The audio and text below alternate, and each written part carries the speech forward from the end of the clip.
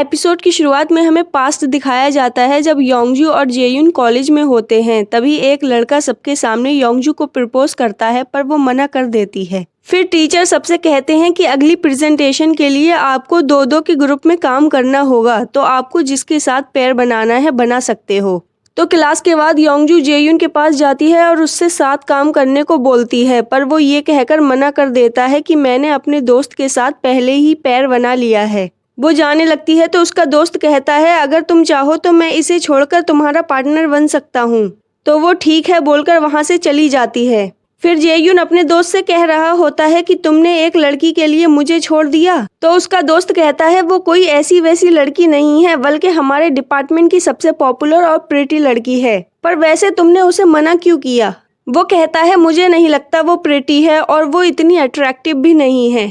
पर योंगजू वहीं होती है, वो उसे देखकर डर जाते हैं। जेयुन कहता है तुम यहाँ क्या कर रही हो?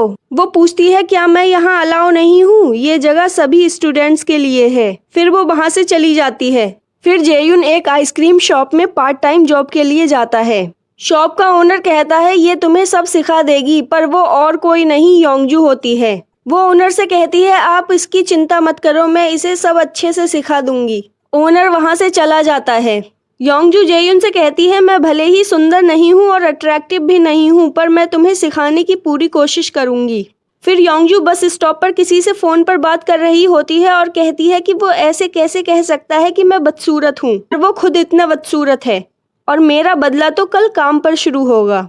पर वो उसके पीछे ही खड़ा होता है। उसे देखकर वो डर जाती है और पूछती है तुम यहाँ क्या कर रहे हो?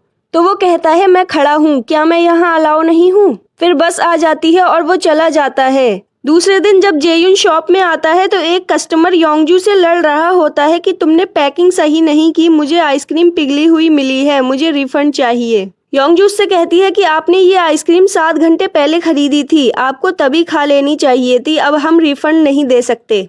तो वो गुस्से में आ जाता है और गुस्से में उसकी तरफ आइसक्रीम फेंकता है, पर जेयुन उसे बचा लेता है और उस आदमी की वीडियो बनाने लगता है। कहता है मैं तुम पे हरासमेंट, प्रॉपर्टी डैमेज, बदतमीजी और बहुत सारे चार्ज लगाऊंगा और मेरे पास सबूत भी हैं। फिर वो वहां से चला जाता है। योंगजू उसे थैंक यू बोलती है और पूछती है कि क्या तुम्हारे पास लॉ की डिग्री है? वो कहता है नहीं, ये सब तो मैंने कल रात टीवी शो में देखा था, मुझे नहीं लगा था कि ये वर्क करेगा। फिर वो बस स्टॉप वाली बात के लिए उसे सॉरी बोलती है। वो कहता है तुम्हें सॉरी बोलने की जरूरत नहीं है, मैंने भी तुम्हारे बारे में वो सब बोला था।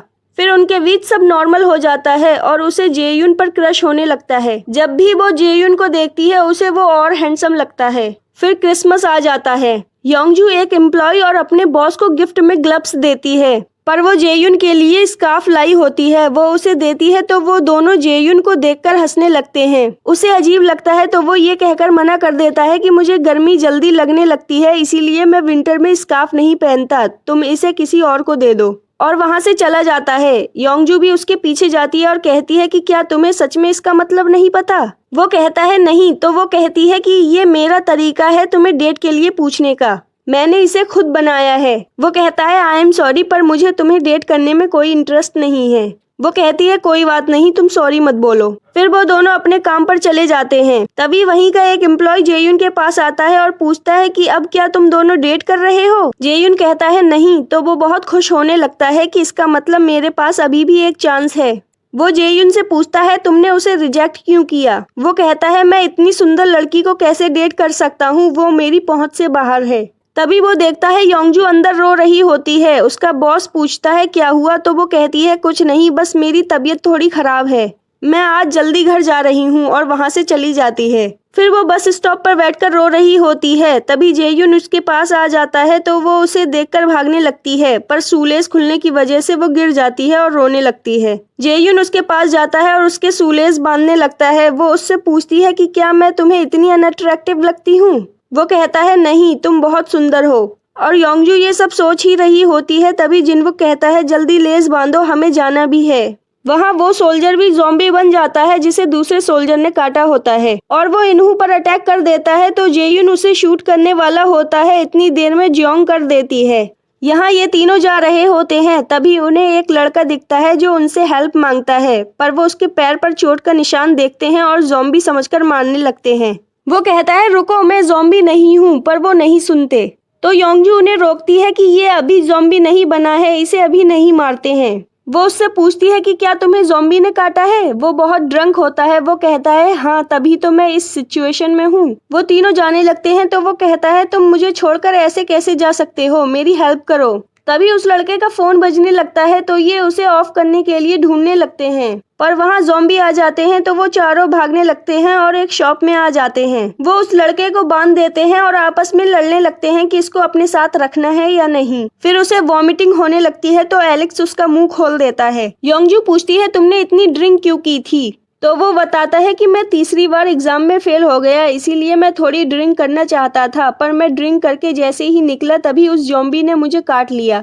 फिर एलेक्स उनसे कुछ कहने लगता है तभी एक ज़ॉम्बी अंदर आ जाता है, पर वो उस लड़के को छोड़कर उनकी तरफ जाता है और खुद ही गिरकर मर जाता है। पर उसके पास से एलेक्स को एक डिवाइस मिलती है और वो बताता है कि ज़ॉम्बी इसके पास नहीं गया क्योंकि ये ड्रंक था और ये अभी तक ज़ॉम्बी भी नहीं बना। इसका मतलब ये है कि ज़ॉम्बी ड्रंक लोगों पर अटैक नहीं करते और ड्रंक होने पर ज़ॉम्बी के काटने के बाद भी तुम ज़ॉम्बी नहीं बनोगे, तो हमें ड्रिंक करनी चाहिए। योंगजू जेयुन को मैसेज करती है कि मैं एक जगह छुपी हुई हूँ जो तुम्हारी बिल्डिंग के पास है, तुम मैसेज देखकर मुझे कॉल करना। फिर वो ड्रिंक करती है तभी उसे एक सीन याद आता है जब उसके डैड का फ्यूनरल था। वो उसे एक लाइटर देती है जो उसके डैड जेयुन को देना चाहते थे।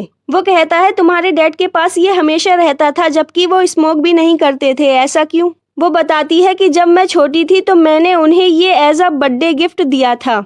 फिर वो लाइटर लेकर स्मोक करने का नाटक करने लगता है।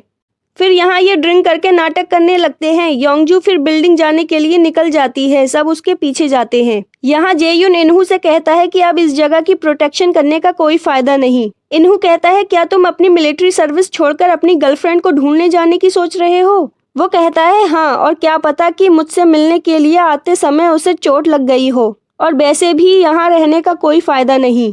इन्हू कहता है मैं भी तुम्हारे साथ चलूंगा, मुझे भी अपने बच्चे और बीबी को देखना है।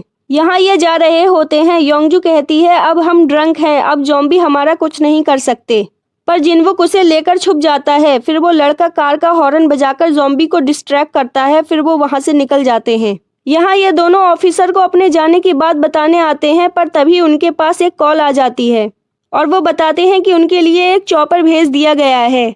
तो ये खबर वो सब सोल्जर्स को देते हैं और रेडी होने के लिए बोलते हैं। फिर वो सब रेडी होकर रूफटॉप पर आ जाते हैं और चॉपर भी आ रहा होता है और यहीं ये एपिसोड एंड हो जाता है। तो गाइज अब हम मिलेंगे नेक्स्ट एपिसोड में। Bye bye, take care.